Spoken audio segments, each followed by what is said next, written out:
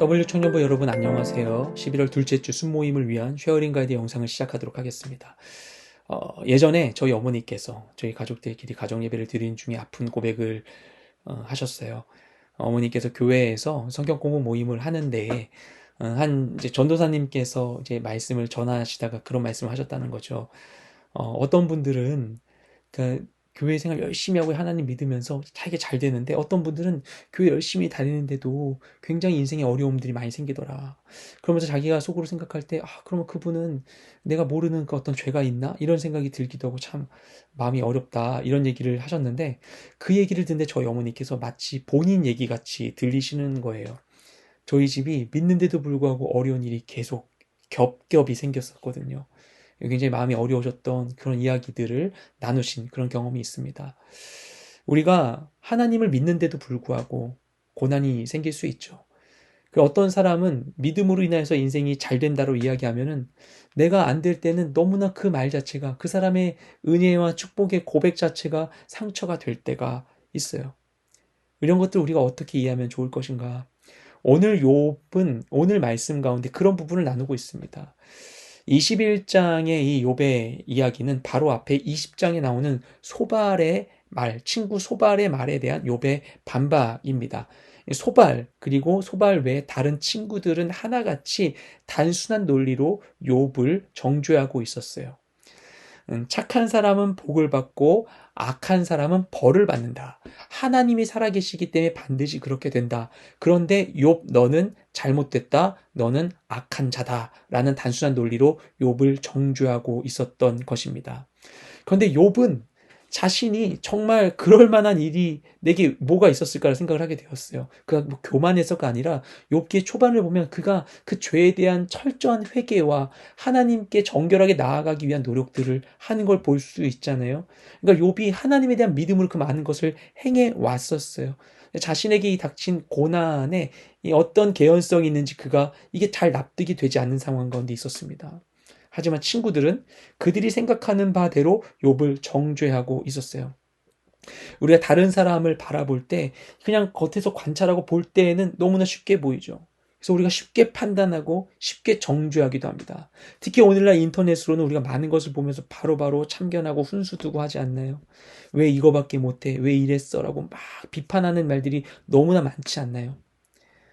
인생은 멀리서 보면 희극이고 가까이서 보면 비극이라고 하는 것과 같이 우리가 멀리서 볼 때에는 그냥 쉬워 보이기만 하는 것들이 실제로 그 삶에 깊이 들어가 보면 저마다의 다 어려운 사연들이 있을 수가 있습니다.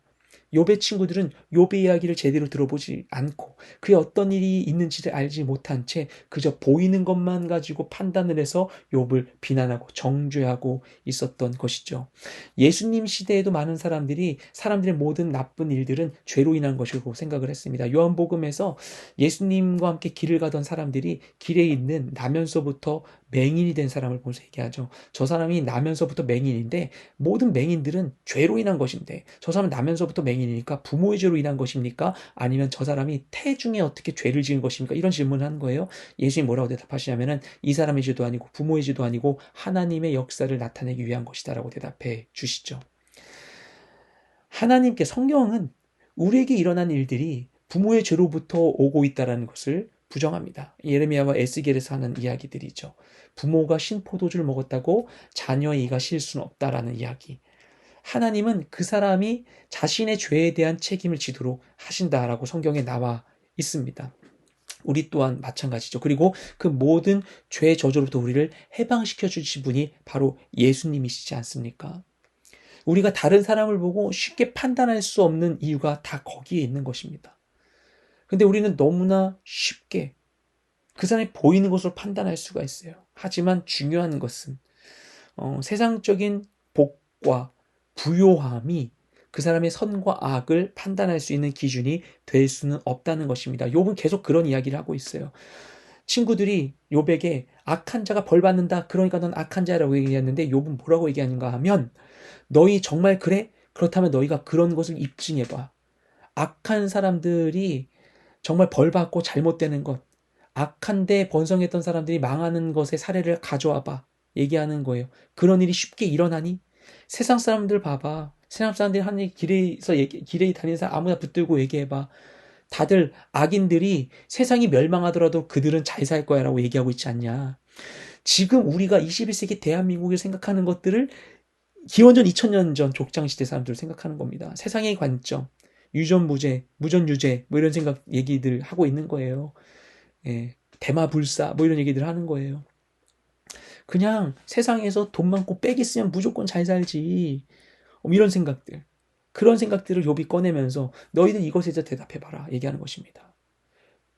하나님이 각자의 인생에 대해서 저마다의 하나님이 예비하심을 가지고 있습니다. 중요한 것은 외적인 이 사람의 부유함을 가지고 그 사람의 내면이 어떠한지, 삶이 어떤지를 우리가 함부로 평가할 수 없다는 것입니다. 욥은 그런 이야기들을 이 말씀 가운데 전하고 있죠. 그러면은 이 악한 자의 부유함에 대해서 우리가 어떻게 해야 될 것인가? 좀 붙여서 이야기하자면 시편에 그런 이야기가 많이 나와요. 시편은 악한 자의 형통함에 대한 이 아픈 이야기를 많이 하는, 특히 시편 73편 1절 3절 말씀 보면 이게 아삽의 시인데요. 여러분 악한 자의 형통함에 대한 마음 아픔이 있다면은 여러분의 삶 가운데 그런 부분이 생각난다면 이 시편 73편을 보십시오. 얘기합니다. 하나님 참으로 이스라엘 중 마음이 정결한 자에게 선을 행하시나 나는 거의 넘어질 뻔하였고 나의 걸음이 미끄러질 뻔하였으니 이게 실족했다는 표현이죠. 이는 내가 악인의 형통함을 보고 오만한 자를 질투하였음이로다. 그럼 얘기합니다. 내가 어쩌면 이를 알까 하여 생각한즉. 그래서 내가 그 악한 자의 형통함을 너무나 괴로웠는데 이걸 열심히 고민하다가 어떤 상황이 됐는가 너무나 괴로웠는데 하나님의 성소에 들어갔을 때 그들의 종말을 내가 깨달았다. 주께서 참으로 그들을 미끄러운 곳에 두시며 파멸에 던지시니 그들이 어찌하여 그리 갑자기 황폐하게 되었는가 놀랄 정도로 그들은 전멸하였나이다. 그가 하나님을 떠나 그러니까 세상의 관점 가운데 봤을 때는 악한 자의 형통함으로 너무나 마음이 괴로워서 막 미칠 것 같은 거예요.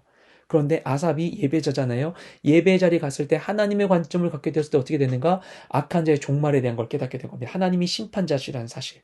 그러다 보니까 악한 자가 형통하고 내가 괴로운 상황 가운데 있을지라도 그것이 나를 더 이상 힘들게 하지 않는 거예요.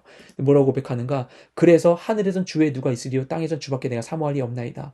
나는 하나님께서 이런 기쁨을 누리는데 그 악한 자들은 하나님 떠났기 때문에 결국 이 기쁨은 모르겠구나 알게 되는 거예요.